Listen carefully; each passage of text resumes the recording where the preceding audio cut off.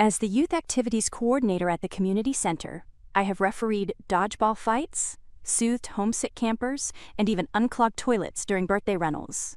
But nothing compared to Mrs. Parker, who tried to weaponize a sleepover invite into a public spectacle. It began during our Friday night drop-in program, where kids played board games and parents sipped coffee in the lounge.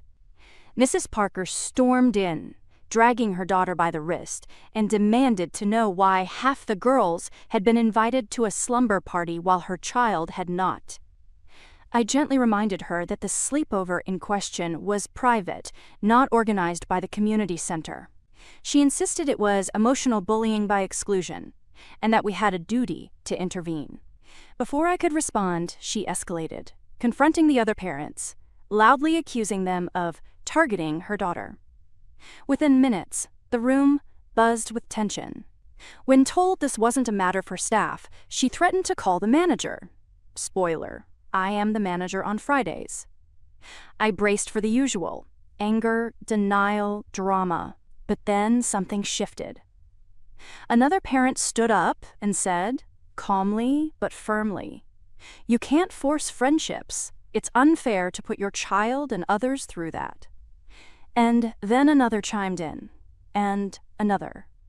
Instead of rallying to her side, the room closed ranks against the entitlement.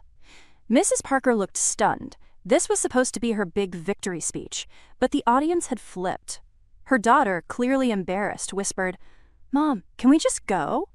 But Mrs. Parker, red-faced, doubled down, demanding official action. That's when the real surprise supporter appeared, the school principal, who happened to be in the building for a PTA meeting. He stepped forward, voice steady. "Mrs. Parker, forcing invitations isn't in your child's best interest. Friendships can't be mandated. This needs to stop." His words carried more weight than mine ever could. Silence followed.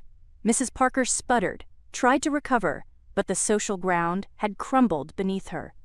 She left with her daughter, muttering about injustice, but this time without an audience willing to nod along.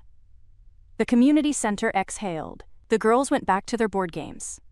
And I was reminded, sometimes authority doesn't come from titles, but from a room choosing truth over tantrums.